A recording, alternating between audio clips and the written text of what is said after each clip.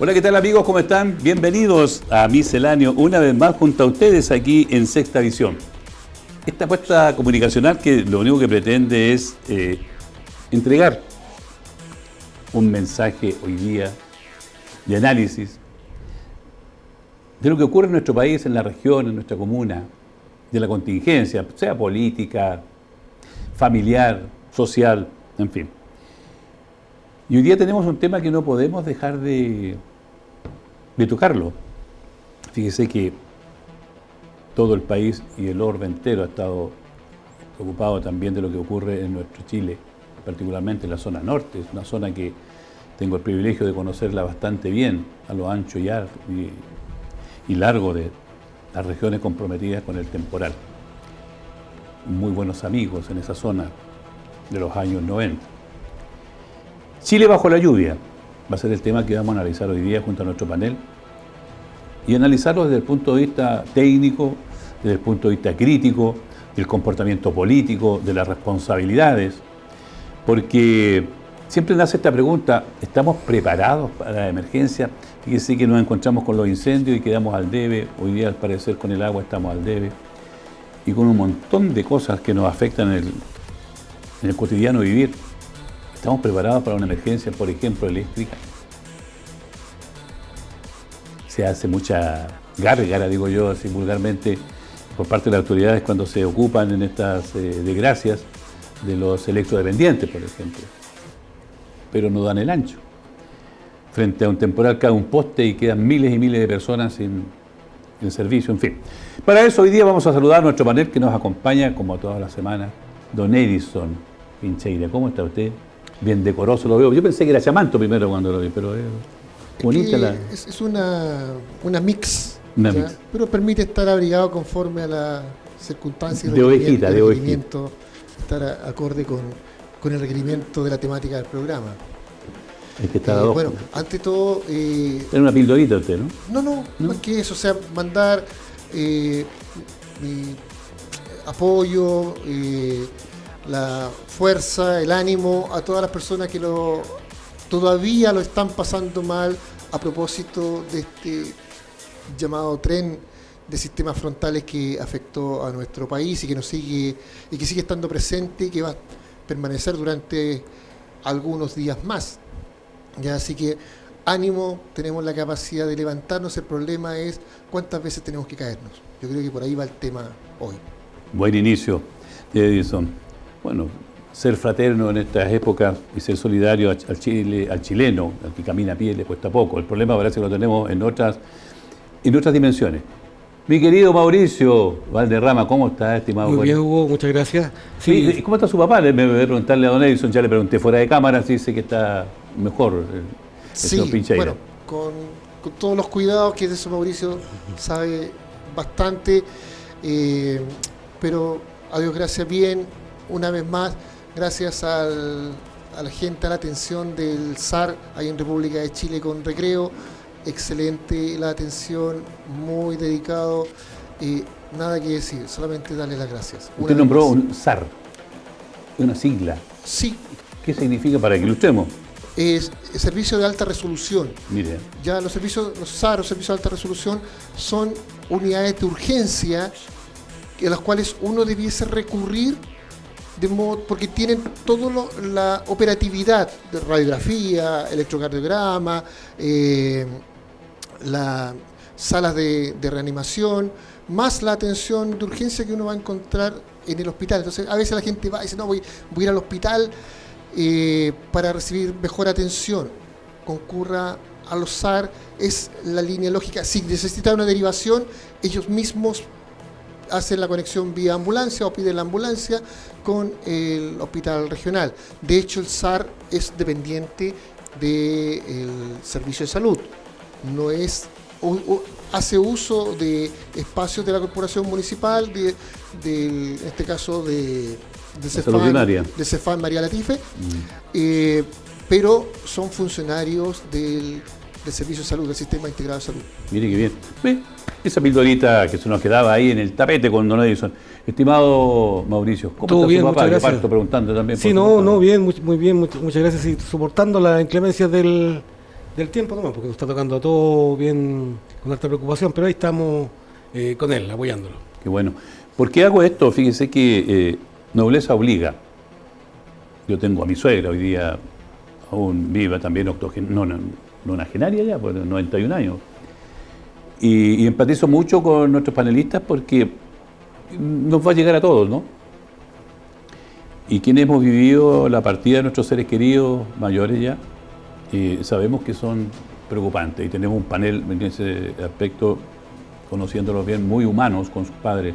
Por lo tanto, me atrevo a tomarme esta licencia de siempre consultarles en pantalla por la salud de ella y, por supuesto, un gran abrazo a ambos y también a todos aquellos adultos mayores que hoy día tienen la suerte de estar junto a la familia y, por supuesto, a aquellos también que no tienen la suerte de estar junto a su familia. También tenemos un gran segmento de adultos mayores que no cuentan con la fortuna de tener a sus hijos o sus seres más queridos al lado de ellos.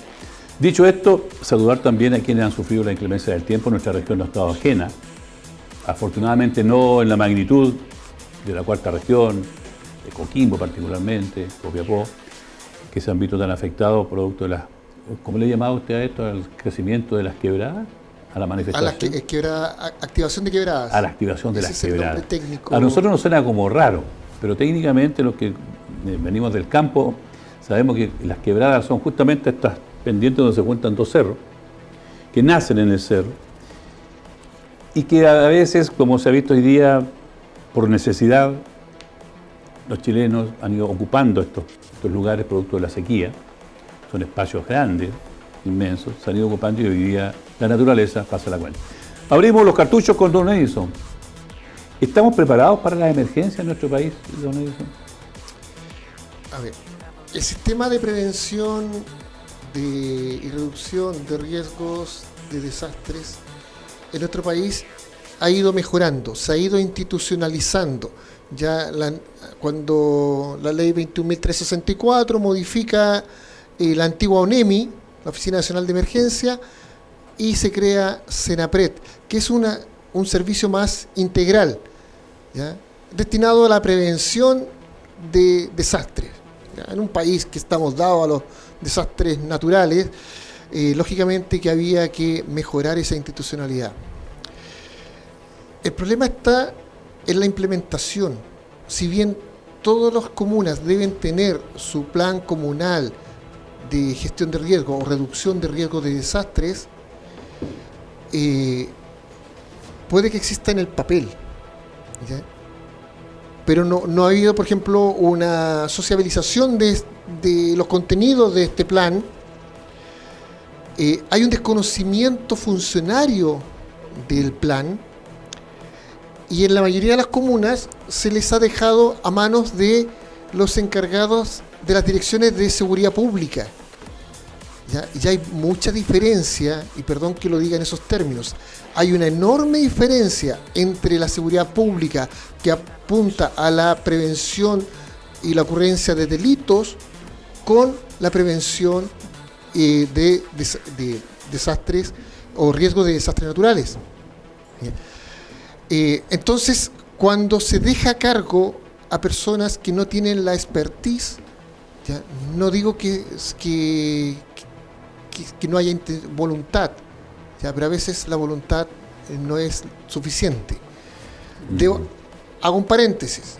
Primero, agradecer todos los esfuerzos que hacen los funcionarios municipales que desarrollan su función en terreno, principalmente las cuadrillas de emergencia, el personal de la Dirección de Desarrollo Comunitario,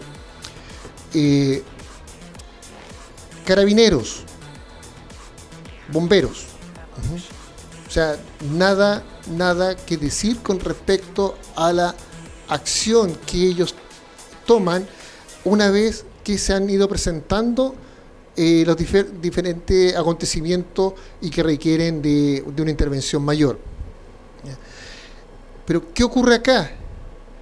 Que cuando en los mismos instantes en que está ocurriendo una desgracia o tenemos una serie de personas afectadas, ¿ya?, aparecen autoridades de más rango, llámese alcaldes, gobernadores, parlamentarios, tomándose la selfie en el lugar de los hechos.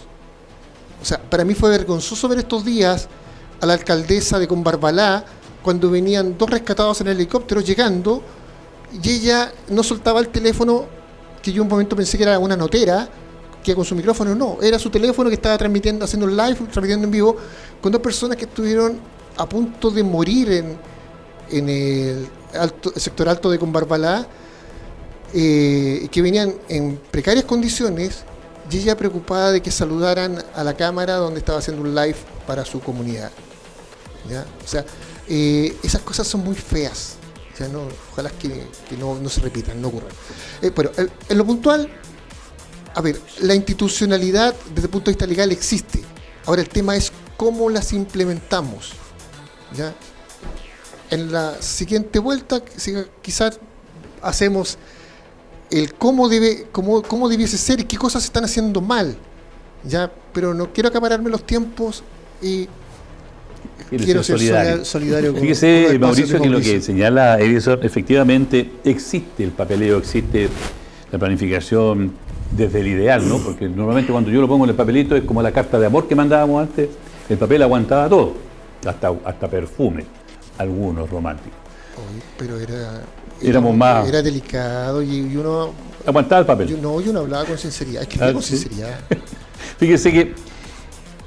Me hace una pregunta, Mauricio, pero la población entiende, este es un tema que a mí me ha llevado mucho a la reflexión estos días, si realmente nosotros como ciudadanos, como comunidad, la autoridad siempre nos habla de el aspecto preventivo. Todo su acervo y todo su quehacer lo funda en la prevención. Y uno lo escucha esto no solamente en tragedia, lo escucha la prevención del delito, que la prevención de los hogares, para que los niños no entren a la droga. Siempre hay un aparatito que se escuda detrás de la prevención. ¿Tiene conciencia la población, usted que ha estado en terreno, que conoce bien la Chuchoca, cómo se mueve la población? ¿Hay conciencia colectiva desde la mirada que tiene la autoridad respecto de esta emergencia preventiva? Mira, yo creo, viéndolo en emergencias generales, yo creo que Chile sí tiene experiencia, porque yo asumiría esa palabra, más que la prevención, está la experiencia de la gente, que es enfrentar un terremoto. O sea, cuando todos los chilenos están mucho más preparados para los terremotos, tiene que ver con la experiencia, más que con mucha razón, como lo decía Edison, con la formación o la capacitación que algún organismo público o privado le dé a una persona. Veía yo en las redes sociales, no en la red de la alcaldesa de Combarbalá, pero aparecían ahí varios chiquillos, me dio mucha risa porque de hecho fue mi señora que me lo mostró. Habían como de a 6 chiquillos limpiando las canaletas en la mañana de ese día. Bueno, menos mal que no me grabaron a mí, porque yo también estaba en la misma, limpiando a última hora la canaleta por si acaso no se desbordar el agua. Y ahí por lo menos hay una especie de reflexión quizá un poco tardía, digámoslo así, pero hay una idea, una concepción de que una lluvia muy fuerte puede generar afecciones en la vivienda que pueden ser básicas, mínimas, no graves, porque uno sabe, por ejemplo, desde el momento que decide comprar una propiedad, los que pueden, o arrendar en el caso que pueda, si es que puede elegir zonas que sí efectivamente sabe que van a tener o no van a tener mayores problemas, por ejemplo Rancagua. Y otras zonas que sí tienen, y que están en la ribera, que están más cerca. Hay como si uno lo empieza a pensar, hay zonas que son más proclives a un desenlace de ese tipo. Uno sabe que al final de la Alameda siempre se va a colapsar, por decirlo de esta manera. Pero comparado con lo que está pasando a otros terremotos, yo creo que somos muy, muy avanzados. En lluvia quizá un poco menos, pero se sabe sobrellevar de alguna manera. En incendios forestales yo creo que está complejo eso. Es difícil el tema de los incendios. Y la seguridad en sí, yo creo que la gente en la propia experiencia, en lo que va viviendo, va aprendiendo. Yo creo que no es que la autoridad o que los especialistas les vayan dando los guiños, la gente es la que va aprendiendo. Yo confío mucho en eso, que se va entendiendo, se va aprendiendo y se van tomando medidas que de alguna manera van haciendo que la misma población resista a los embates de emergencias climáticas. Que basado justamente en lo que ustedes han señalado, que se llama cultura. Nosotros hemos ido avanzando en una cultura pero que sigue arraigada, y en mi opinión, ¿no? Sigue arraigada en el aspecto reactivo. Porque nosotros tenemos un fenómeno aquí donde baja el Cachapual, en que allí prácticamente, si usted iba, lo dijimos un par de programas atrás, no recuerdo, que si habían lluvias fuertes, eso iba a colapsar en algún minuto, porque lo que pasó en el norte pasa aquí en la orilla del Cachapual. Como hay sequía, se extiende ese espacio y la gente, por necesidades propias, tiende a ir construyendo a la ribera ahí del río. Entonces, claro, tenemos todo, como decía Edison, una planificación, una documentación, están los protocolos, está todo, pero seguimos siendo los ciudadanos reactivos, por lo que decía muy bien Mauricio, empiezan las primeras lluvias y nos acordamos ahí que hay que limpiar las canales. Llega el 31 de marzo, nos acordamos que hay que sacar el permiso de circulación. Es decir, tenemos una subcultura respecto de lo que la autoridad, por un lado, lo hace de manera preventiva, porque funda todo su acervo en el quehacer, porque se supone que, de alguna forma, si yo hago esto antes de, tengo el tiempo, el espacio, a última hora ya me agarro hasta un resfriado, disculpándolo coloquial, ¿no es cierto?, por estar con lluvia limpiando una canal. Entonces yo decía, ¿tenemos realmente esta cultura de la prevención? ¿Qué pasa con esa información que señala muy bien Edison, que yo la conozco, que es así, el papel aguanta de todo, pero cómo baja esa información a la ciudadanía para que no nos encontremos con estos fenómenos? Porque uno, no sé si fue una autoridad, una periodista, no recuerdo, lo leí por ahí, dice lo que pasa es que el ciudadano le ha robado a las quebradas el terreno, y las quebradas o los ríos recuperan su terreno nada más. No es nada que venga de Marte, esta cuestión es de simple lógica, Edison. A ver, primero, perdón la autorreferencia, pero yo el año 2024, ¿sí? 2024, saqué el diplomado en ordenamiento territorial y reducción de riesgo de desastre, su relación con la reducción de riesgo de desastre. Por lo tanto, para mí es un tema conocido y un tema que me apasiona, sobre todo por el énfasis que uno debiese hacer en la preparación y no en la reacción. Y que si usted no se preocupa de su casa, o Mauricio llega a última hora, por favor, o sea, nunca se suban con una que ha iniciado la lluvia al techo, porque el riesgo de caída es enormemente mayor y el daño puede ser... Uno de los primeros muertos fue a raíz de eso. En Temuco. Sí. Pero la afectación individual es un tema de cada uno. El problema es cuando hablamos de la territorialidad. Y ya estemos enfocados en el sector norte, estemos enfocados acá en la ciudad de Rancagua, en la región de O'Higgins, como quieran. ¿Qué cosas hemos repetido y hemos dicho en este programa? ¿Se acuerdan, estimados, cuando hablamos del tema de los humedales? Vean las imágenes, busquen las imágenes, qué pasó en La Serena. Todo el sector de Francisco de Aguirre, el camino que va hacia el Faro, los condominios que están al lado norte del Faro, y todo lo que está en la costanera, la avenida del Mar, inundados. ¿Por qué? Porque eso eran humedales que fueron secados y para ganarle espacio para desarrollo inmobiliario con fines turísticos principalmente, o residenciales. Entonces, la naturaleza simplemente está recuperando sus espacios, como ya lo decía. En el caso de Rancagua, si uno ve la afectación en la ruralidad, prácticamente fue nula. Debo reconocer, y me consta porque lo vi, hubo preparación de los canalistas, hubo limpieza de canales en todo lo que es la H10, a lo menos, que fue parte de lo que yo vi. Se cortaron las compuertas del estero de la Cadena y de los canales interiores de Rancagua para darle espacio que recibieran aguas lluvias principalmente, y por ahí fuera un sistema preparado de evacuación. Pero que en la población Rancagua Sur, Faure con Pasaje 7, Bulnes con Faure, no es primera vez que ocurre. Escuché el otro día hay alguien que entrevistaron que nunca lo había vivido, sí ocurrió. Año 1987 se inundó Bulnes con Fábregas con el desborde del canal. Pero ahí es un problema de diseño. Villas más nuevas, Villa Galilea B, la calle Mañío. ¿Ya?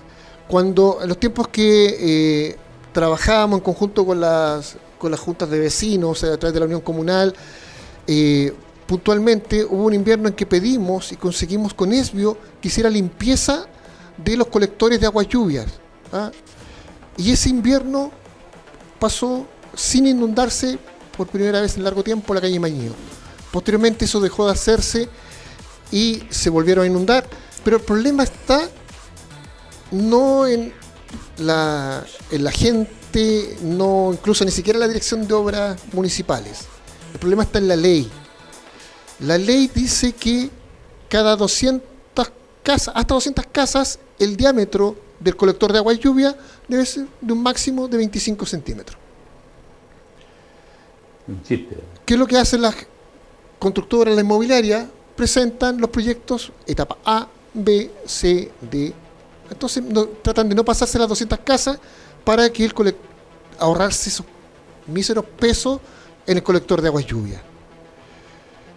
Por lo tanto, esto colapsa porque los proyectos en realidad son de mucha mayor cantidad de vivienda. Y peor aún, no existe un colector de aguas lluvias. El colector Millán, que viene proyectado a lo menos de hace 12 años atrás, o sea, viene con información que ya obsoleta porque hay un crecimiento poblacional que no estaba considerado en el colector Millán, que va a dar a Baquedano. Pero tiene que esperar que termine la doble vía Baquedano para romper la doble vía Baquedano y instalar el colector Millán. Pues si usted me dice, se va a repetir lo de la Alameda. Exactamente, tal cual. Así funcionó, dijo, y así que así vamos a seguir. Pero el sector poniente de Rancagua solamente usa el sistema de decantación de aguas lluvias. Es decir, llegan al final, por así decir, por posicionar referencialmente a la gente, detrás, al lado sur del aeródromo, ¿ya? A esa zona llega a decantar, o sea que por sistema de decantación el agua lluvia vaya drenando. Pero ¿qué pasa cuando esto colapsa? El agua simplemente no drena y comienzan a taparse y a devolverse, a inundarse las calles, con la afectación ya directa a la población. Entonces, ahí hay un problema en la ley. Señores parlamentarios, ustedes que tienen que aprovechen estas desgracias para revisar la legislación pertinente y de una vez por todas pongan colectores. Pregúntense por qué nunca se ha inundado el paso bajo nivel de Baquedano acá en Rancagua, y sí el de la Alameda, que es mucho más nuevo. Pregunten de qué tamaño son, de qué diámetro son los colectores de agua lluvia bajo el paso Baquedano, comparados con todo el trabajo que se hizo de la Alameda. Y eso llévenlo a legislación comparada y digan, oye, esto hay que mejorarlo. Ya no es posible que poblaciones nuevas, villas nuevas, se estén inundando porque fallaron los colectores de agua lluvia. O sea, inviertan un poco más, no sean tan miserables en el momento de proyectar el crecimiento urbano y la colección de aguas lluvias. Edison, usted me hizo anotar un par de cosas y que le cabe perfectamente aquí a nuestro querido contertulio. Con planificación territorial anoté mantenimiento de infraestructura y evaluación permanente de las zonas de riesgo. Porque lo que usted acaba de señalar, y me voy a tomar de lo último, ese paso a nivel, el nuevo, el de Alameda con la línea férrea, todos sabemos desde el inicio, desde cuando se inauguró y apareció el semáforo con una pura, recuerdo que fue muy jocoso, con una pura lucecita arriba, el primer año que se inaugura, y colapsó. Entonces, de lo que usted decía, alcancé a notar un par de cosas. La planificación territorial. Pero sumado a eso, Mauricio, el mantenimiento de la infraestructura y la evaluación permanente de las zonas de riesgo, ¿a quién le corresponde? ¿Al ciudadano que camina a pie? No, bajo ningún punto de vista. Yo creo que aquí esto es responsabilidad de la administración que le toca estar en el momento. Ahora, yo, por ejemplo, decir que en lo que me ha tocado a mí como consejero regional y en la obra de inversión que hemos tenido que hacer respecto a este tema, nosotros fuimos bastante tajantes en la construcción del centro de la Teletón. Decíamos, aquí hay una zona en donde el despiche del agua de este paso bajo nivel que está al frente del terminal O'Higgins es para este lado. Sí. Nosotros nos acordamos que el agua que entonces, ¿qué?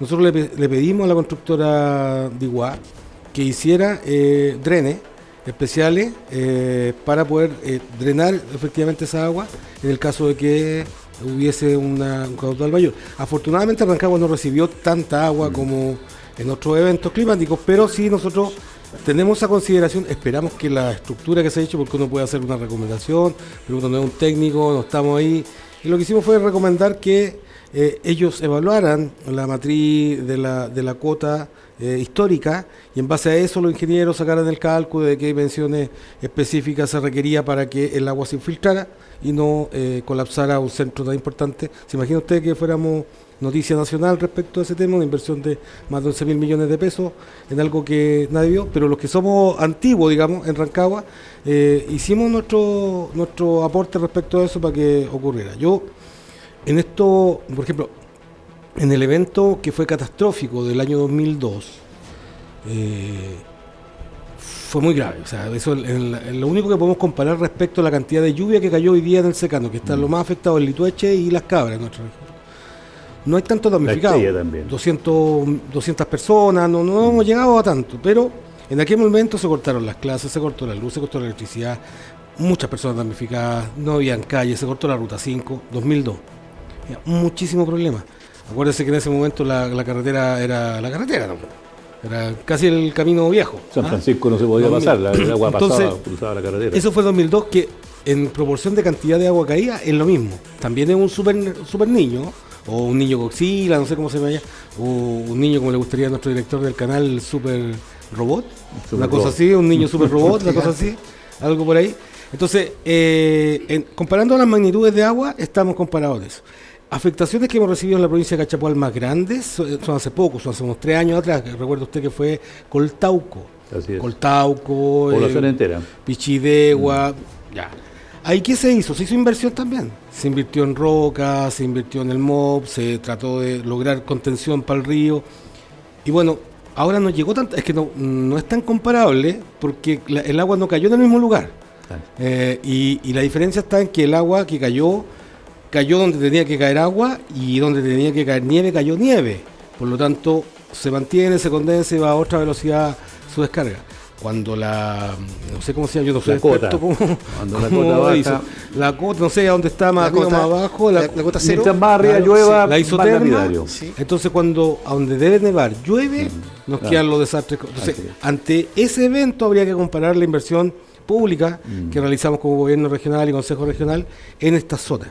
Pero yo le digo, en mi parte, o por todos los consejeros regionales, podría hablar por todos, nos vamos a preocupar que cada contención de rocas de río que se haga, verdaderamente se realice, que las cuestiones que se analizan son hechas por expertos de vialidad, por expertos del BOE. Hay mucho personal, de pronto quizás faltan recursos para ciertas cosas, pero donde nosotros hemos tenido que hincarle el diente, lo hemos hecho. Yo respecto al tema de la Rancagua Sur, recuerdo que la inundación que tú decías, claro que fue por el canal, pero esta de ahora no fue por el canal.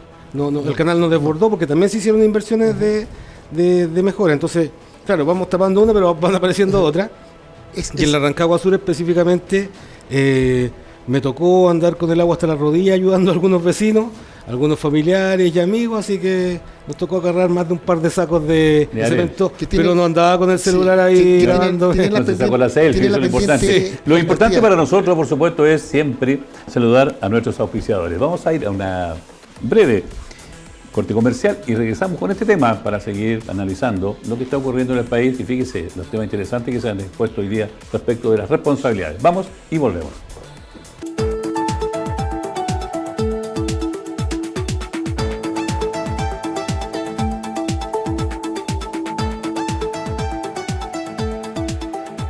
En Rancagua, la tradición y la confianza tienen nombre, Repuestos Sergio, una empresa familiar que continúa el legado de don Sergio. Te espera con lo mejor en accesorios, ferretería y repuestos vehiculares multimarca. Calidad, atención personalizada y precios justos, todo en un solo lugar. Visítanos en Ignacio Carrera Pinto, 1080 Rancagua. ¿Tienes dudas? Escríbenos al WhatsApp más 56 993 45 90 84. Sergio Repuestos. Confianza que se hereda. En Windows System estamos comprometidos contigo, con la calidad y con hacerlo siempre mejor. Cada proyecto que realizamos está marcado por la transparencia, el profesionalismo y el respeto por tus tiempos y tu inversión. Desde el primer contacto hasta la instalación final, nos aseguramos de brindarte una asesoría técnica personalizada, directamente en terreno para poder ayudarte a tomar las mejores decisiones para tu hogar o tu proyecto. Porque más que instalar ventanas, construimos confianza. Deja tus proyectos en manos de expertos. Confía en Windows System. En Rancagua, tus soluciones están en repuestos y goma. Encuentra todo en gomas, cañerías y productos de calidad para tu auto, maquinaria y mucho más, siempre con la mejor atención. Visítanos en Ignacio Carrera Pinto 1150 Local 1, en pleno corazón de Rancagua. Y si prefieres, contáctanos al +56 979 75 55 60. Repuestos y goma, confianza y calidad que te acompañan en cada camino.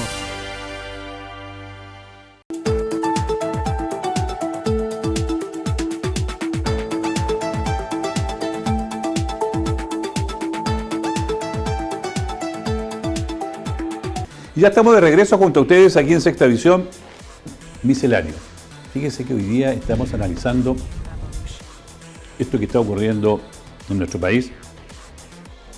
Y hay algo curioso, cómo la naturaleza nos indica que tenemos que ser más responsables y ocuparnos un poquito más de nosotros.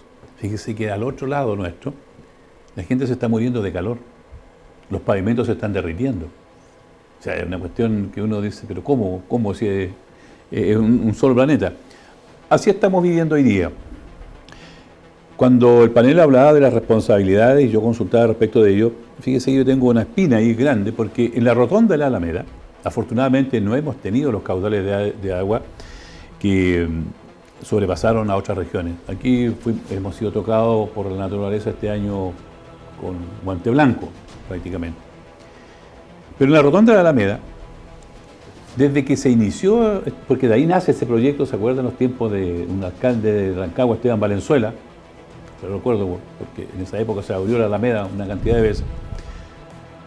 Los primeros evacuadores de agua lluvia eran tapizados con unas palmetas de fierro, de latón. Y uno decía, ¿cómo en el invierno el agua pasaba por arriba y no caía a los resumideros? Justamente por lo que el panel ha expresado, las irresponsabilidades a veces y los intereses mezquinos que no van de la mano con el interés del ciudadano o de la ciudadanía, permiten de que estos proyectos se realicen, se materialicen y que no cumplan la función. Es por eso que es histórico, desde que nace ese canal, ese paso nivel ahí en la Alameda, que se inunde. Y hasta el día de hoy, si usted va a Honduras con la Alameda, al lado, entre la ferretería que hay ahí, que vende madera, qué sé yo, y la iglesia y la parroquia, ese conducto, ese ducto que debiese evacuar las aguas lluvias está literalmente tapado.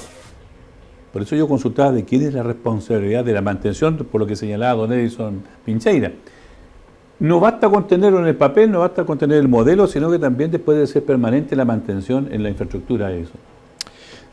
Lógicamente que nunca va a ser suficiente. De hecho, cuando se hizo este informe, este pronóstico del tiempo que nos indicaba las condiciones que íbamos a enfrentar, yo comenté, dije, mire, lamentablemente acá en Rancagua vamos a tener tales y tales puntos con conflicto máximo.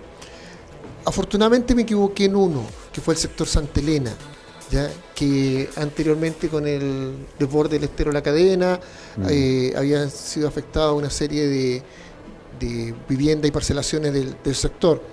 Y digo, afortunadamente fallé en esa previsión porque se tomaron buenas medidas de mitigación, como fue cortar las compuertas del estero La Cadena. Ya. Entonces, de cierto modo estamos preparados. Pero que se inunde los huertos de Kennedy, ¿cuánto lleva? ¿3 años que se entregaron? ¿5 años? O sea, una villa nueva. Ajá. Entonces, eso no es aceptable. Mire, vamos a remontarnos al año 1992, si es que mal no recuerdo, es cuando se produce la luz en la quebrada de Macul. Uh-huh. La solución fue las piscinas de decantación, que hasta el día de hoy cumple su función. Ya, oye, pero mira, después vino la sequía y se dice, no importa que se hayan hecho innecesarias, pero en su momento van a cumplir la función. Y es los trabajos que debieran hacer, ya sea el Estado o, en el caso del norte, muchos caminos de los que fueron afectados por el crecimiento de los caudales en las quebradas son ocupados por las mineras. Entonces, ellos también debieran tener ese rol social y decir, mire, vamos a hacer un tratamiento en las quebradas de modo tal de que se generen estas piscinas de decantación para evitar que el cauce llegue con esa fuerza. No se va a evitar que el agua siga su curso, simplemente se va a ir reduciendo el efecto, la fuerza que va tomando por gravedad en el sector norte, que la pendiente es demasiado alta, ¿eh? Por lo tanto, la velocidad que toma el agua es muy fuerte, sumado a suelos arcillosos. Entonces se genera que al final la condición ideal para que el cauce se transforme en un verdadero río y arrasando con todo lo que encuentra a su paso. Pero desde el punto de vista de las responsabilidades, a ver, ¿qué responsabilidades podemos exigir si la legislación es la permisiva? Va a decir, oye, si nosotros cumplimos la ley, entonces, por favor, hagan una revisión a la ley de urbanismo y construcción con respecto principalmente a lo que es colectores de aguas lluvias, ¿ya? Y de qué manera tienen que estos ser derivados a cursos de agua, no a decantación. Por favor, creo que esa es la principal problemática. Lo otro, el tema de los asentamientos. O sea, yo no puedo decir, ¿sabe qué? No debiese existir campamento en la ribera del río. Sabemos que son condiciones excepcionales de esas personas, pero también la autoridad que lo permite debe hacerse responsable de esa permisividad. ¿Ya? Ese es el punto. Claro, o sea, si yo no hago nada por evitarlo, debo asumir que lo permití. Por lo tanto, yo debo asumir mi responsabilidad al respecto. Porque si digo, no, eso no debe estar ahí, debo generar las condiciones o hacer presente la oposición para que esos asentamientos se presenten, ¿ya? Entonces aquí, insisto, no estamos hablando en contra de los campamentos, estamos viendo que cada vez que se hace uso de un espacio en que aumenta su vulnerabilidad o la exposición a un desastre natural, creo que es una muy mala elección y a veces no tienen otra alternativa. Entonces las autoridades ahí es donde tienen que intervenir. Fíjese que usted señala un par de cosas, ley hecha, trampa hecha, dice usted en el fondo. Es decir, la ley dice 25 centímetros un evacuador para 200 familias que se unen con 200 que terminan siendo 1000 al final de la etapa. Es ridículo, ni en mi casa se me ocurriría poner una cosa así, ¿no? Pero aquí hay un tema que usted lo señala muy bien. El efecto de la lluvia es un efecto natural.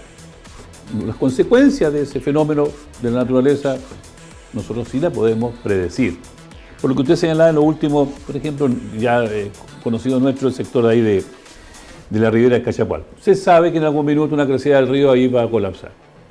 Responsabilidad de la autoridad, que no es capaz de poner la línea de gota, decir no, aquí no y no nomás, y así como erradican los, ¿cómo le llaman estos? Cuando se ponen afuera de su casa, los rucos. Eso es lo mismo, un poquito más sofisticado. Ahora, la responsabilidad, querido Mauricio, es compartida entre el Estado y el municipio, también la ciudadanía, ¿verdad? Pero como bien señala Edison, cuando el Estado que debe establecer las políticas de infraestructura, el municipio que debiese ser quien mantiene y cautela para que esto funcione, no lo hace, el ciudadano aparece justamente en esta zona que es, y yo le digo que si no tuvimos muerte allí es solamente porque la naturaleza fue piadosa con nosotros como región. Recuerde que el río Cachapal ha llegado a la cota casi cero y eso arrasó con todo hacia abajo, ¿no? Entonces, el problema aparece cuando todos hoy día nos empezamos a culpar entre nosotros. No es que la culpa es del MOP, es del municipio, es de la autoridad, de la ley, etcétera. ¿Cómo solucionamos esto, dicen? ¿A usted le toca como autoridades discernir aquí en esto? Sí, mira, el puente del MOP, no quiero hablar más allá de la cuenta, el puente que yo creo que tiene muy poca información técnica. Hay muy poca información técnica de ese puente. Y yo creo que está en pie porque Dios es grande. Eso te lo digo con bastante responsabilidad. Pero hay otro puente que está, si tú ves, está corregido, que es otro Cachapoal, que está, no sé, 4 o 5 metros más alto que el que está acá. Porque este está en otro nivel, en otra cota. Sí. Incluso recibe una pendiente de agua muy fuerte solo en esa parte. Sí. Tú puedes anticipar, porque están todos los sensores para medir cuándo viene un caudal grande de agua y pueda afectar al puente Cachapoal, pero yo creo que si se ve con seriedad, el puente Cachapoal hay que mirarlo. Estoy hablando del que está para el lado de más cercano a Rancagua con el cruce con Olivar, no el del bypass. Hay que mirarlo un poquito mejor y con mayor atención.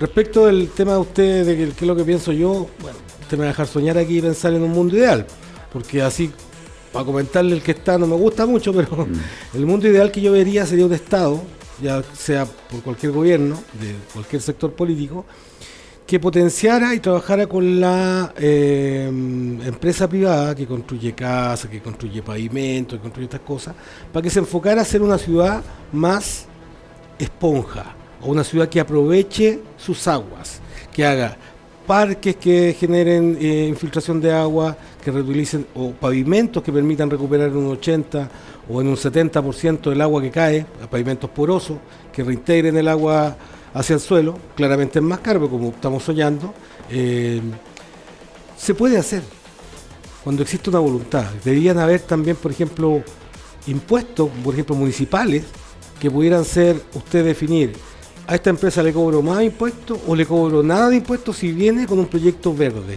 y más una ciudad esponja, una ciudad que me permita reutilizar mi agua. Entonces, ¿cuántas aguas tiene? ¿Usted sabía que Rancagua es dueño del 80% de todas las aguas de los canales de la ciudad? Del 80%. O sea, Rancagua es el dueño del agua de Rancagua. Yo le pregunto, ¿riega con esa agua o riega con agua de potable? Pregunta que dejo ahí. Entonces, ¿cómo nosotros entendemos una ciudad verde? ¿Cómo hacemos?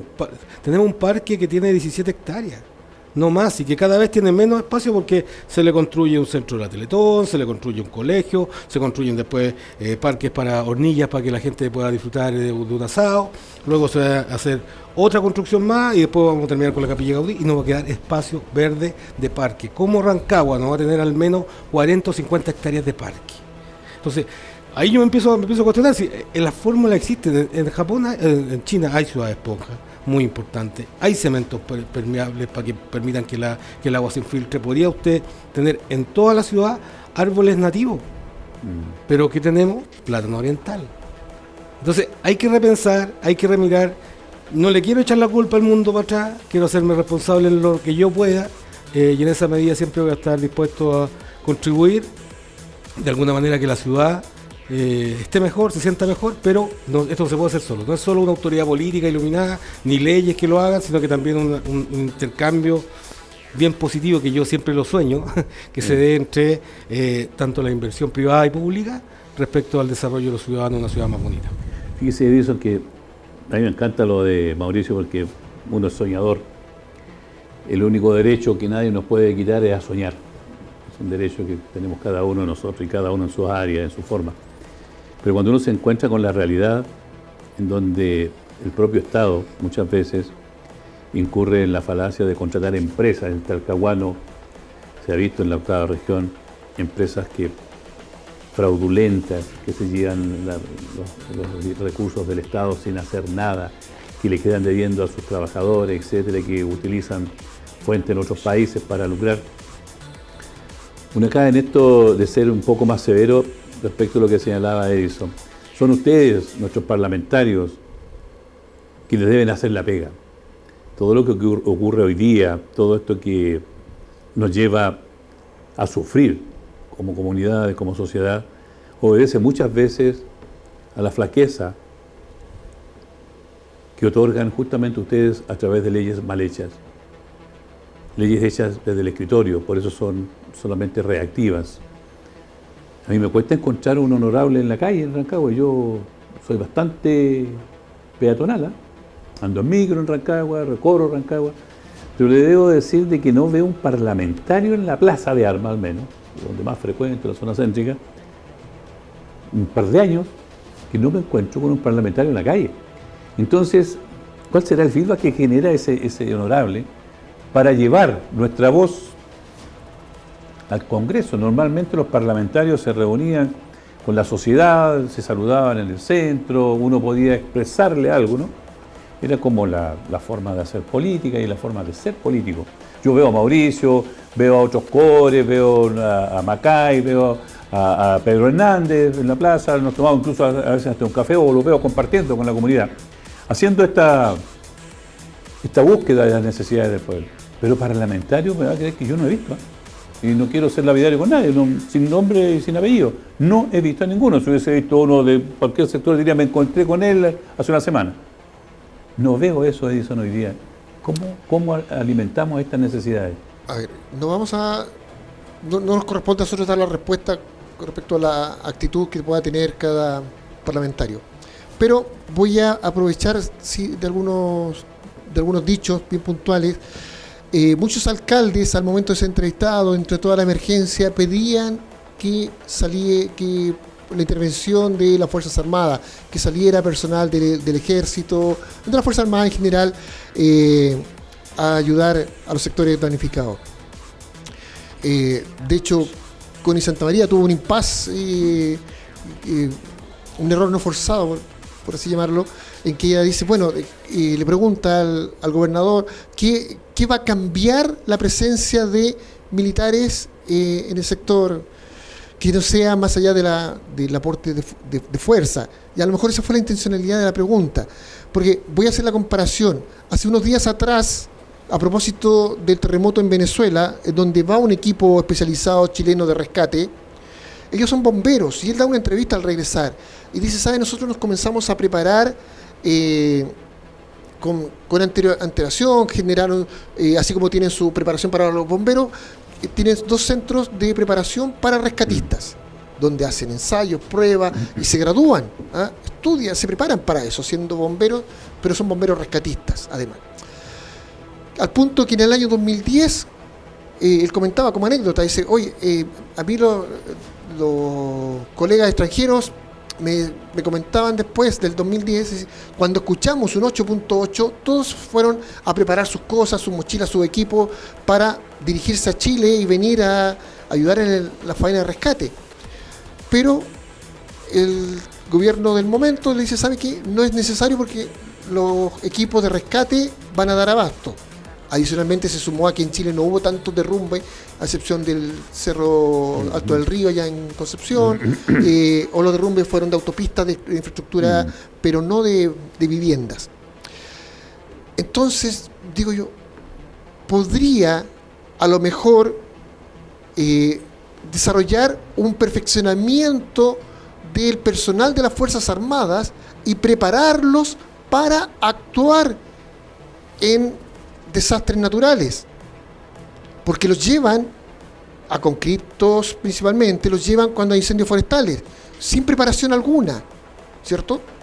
Tienen que meterse al barro, al agua, sin mayor preparación, simplemente aportando su fuerza bruta para formar una cadena, para llevar sacos de arena. En cambio, si fuesen especializados, podrían, y recuerdo la imagen ahí del carro Mowak en Talagante, que estaba ahí, que como que estaban esperando que indicaran qué debían hacer, y la gente estaba al otro lado aislada, pero ellos estaban inmóviles. Entonces, no lo estoy culpando, gracias por estar presentes, pero a quienes tienen que tomar decisiones, a lo mejor bueno sería que dentro del proceso de preparación los prepararan para aportar en los momentos de desastres naturales, ya sea como elementos rescatistas, como material de apoyo, pero en la emergencia, ¿ya? Porque las otras labores se pueden suplir hoy día con maquinaria, con elementos de mayor envergadura, pero el funcionamiento especializado, incluso de decir, mire, ustedes vamos a evacuar por estos lados, ya requiere de una preparación. Entonces, que apuntemos hacia ello, más que estar simplemente mandándolos al sacrificio, principalmente a los a los conscriptos, ¿ya? Así que no es, por favor, entiéndase, es un planteamiento, una crítica constructiva para un mejor aprovechamiento de esa fuerza en la medida que esté disponible. A ver, pero yo quisiera hacer un punto, no sé si Mauricio lo va a compartir usted como autoridad. Aquí, cuando usted cita a la periodista yo vi la entrevista y fue cizañosa, porque lo que dice ella derechamente decía, oiga, si mandándole más militares aquí no va a parar de llover. Y lo que estaba pidiendo justamente el gobernador de la región es que enviaran más fuerza humana, porque una cadena de personas puede sacar una cantidad de personas y sin ese elemento humano usted no puede hacer nada. Aunque tenga un tractor, si nadie lo maneja, no le sirve de nada. Y en lo segundo, las Fuerzas Armadas sí están preparadas, porque se preparan para eso. Se preparan para la guerra. Se preparan para salvar. No para ¿qué ocurre con lo que usted decía? En lo que usted plantea. Es que ahí desgraciadamente, mientras no ocurra el Ejecutivo o la autoridad civil, no ocurra el entregar el mando a una autoridad militar, ese carro va a estar parado ahí mientras el civil no le diga vaya para allá, porque tiene que obedecer, porque es la autoridad civil, está sometido. Sin embargo, ¿qué es lo que pedían y piden todas las autoridades? Por eso en el sur la cosa todavía funciona un poco, porque cuando usted le entrega el mando a los especialistas, no me va a decir usted que la gente del ejército que se prepara para sacar la gente, los rescatistas en la cordillera, que se preparan en eso, no saben rescatar a un hombre de la cordillera. No me va a decir que un marino no sabe bucear para ir a sacar a alguien que está en un naufragio. Entonces, no es tan así. Pero cuando la autoridad cívica no da la orden, que fue lo que se le reclamó a este presidente, porque fueron 24 horas de retraso en dar la orden para que se genere el estado de excepción, ¿no es cierto? Y donde un militar dice, ustedes van a hacer esto. Ahí cambian las Fuerzas Armadas, porque son disciplinadas. Mientras tanto obedecen, entiendo yo, querido Mauricio, tienen que esperar la orden de la autoridad. Perdón, Mauricio, es que, a ver, discrepo con ello. En el fondo, cuando llega Bomberos, ¿le pide permiso a alguien? No, Bomberos llega porque digamos, sabemos que ellos son los expertos y llegan y toman el control de la situación. Pero, ¿a quién pertenece el bombero? Sí. ¿A quién le rinde la pleitesía? No, pero ¿a quién obedece? Aquí hay jerarquía, por eso, no confundamos. ¿A quién pertenece Bomberos? ¿Ah? ¿A quién pertenece Bomberos entonces? Bomberos es una entidad que tiene autonomía en el que hacer. Pero, sin embargo, un militar no puede hacer algo si no recibe una orden. El alcalde podría decir, oye, pues yo soy la máxima autoridad de la ciudad, así que ustedes paren, yo voy a dirigir. No, ellos intervienen. Por eso lo que estoy diciendo, ellos tienen esa autonomía, pero el militar no tiene esa autonomía. En el caso de las Fuerzas Armadas, digo, principalmente mandan a los conscriptos. Los conscriptos no tienen esa preparación de alta montaña, ni de buceo submarino, ni de rescate aéreo como el Servicio Aéreo de Rescate de la FACH.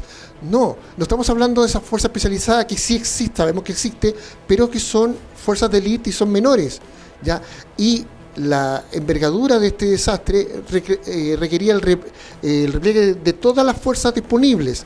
Entonces lo que estoy diciendo yo es a estos conscriptos, que van a ser la primera línea que va a estar ahí en el desastre, prepárenlos para cómo actuar, cómo operar en una situación de emergencia, en una situación de desastre. Que le hagan una pequeña inducción. Un estudio complementario dentro de su porque en un año usted comprenderá que no es tanto.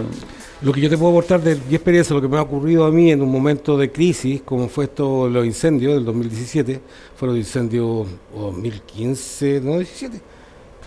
Sí, principio. Fueron de nivel 6, o sea, son como los incendios ya que no tenían ningún... Sí. De hecho, cuando estábamos en el centro de comando, el centro de toma de decisiones en el terreno, la prognosis era aterradora. O sea, un día decía la lengua de fuego a saltar hacia Pichilemu, hacia Bucalemu. ¿Qué hacíamos? En ese momento yo era gobernador suplente en Colchagua, pero antes de ese terreno, que quizás un poco lo que se refiere a Edison, hay una reunión de comando central, por llamarlo de una manera. Está la autoridad pública, está el intendente en ese momento, estaba yo como gobernador, estaban los alcaldes de las comunas, estaban bomberos, carabineros, la policía de investigaciones, las fuerzas civiles, como la defensa civil, toda la gente. Y la idea era coordinar acciones. Quien tuviese más experiencia respecto a la edad determinada, se confiaba en su expertise y en su experiencia. Y por lo tanto lo que se hacía era coordinar también ayuda internacional, que en ese momento llegaba, pero todo bajo una unidad de mando y una sola voz de mando. Eso se mantenía en un criterio. habían algunos con rango, otros con otro rango, pero todos respetábamos esta estructura, porque de otra manera, que cualquiera haga lo que quiere, esto no se resuelve, no funciona así, por lo menos en ese momento ocurría ese mandato.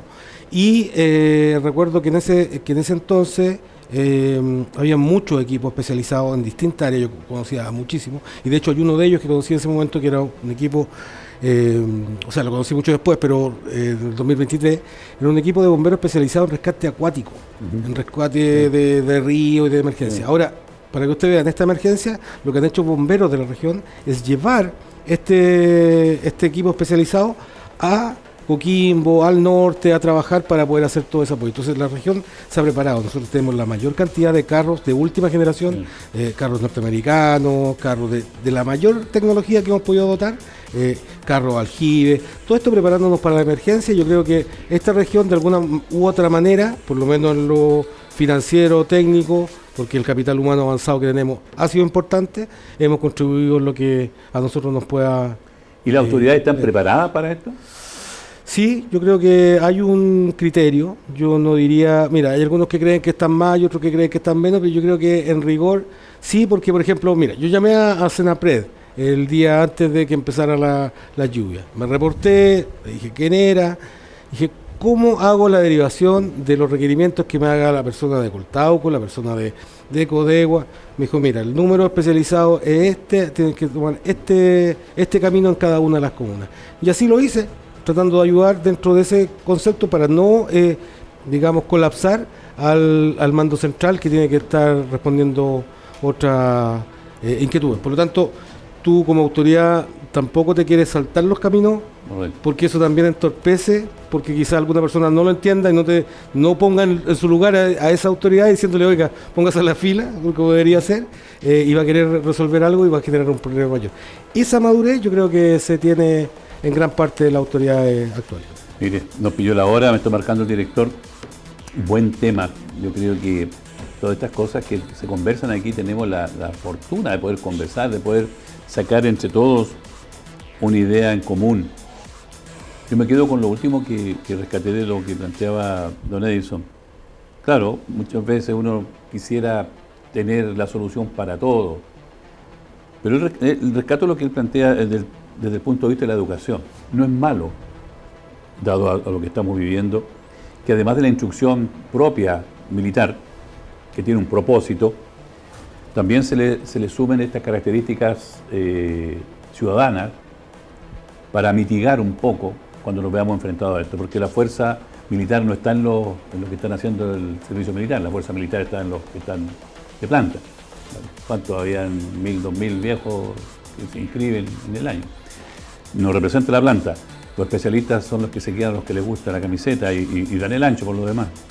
Muchos van a cumplir solamente porque la ley dice que hay que cumplir con ese deber cívico.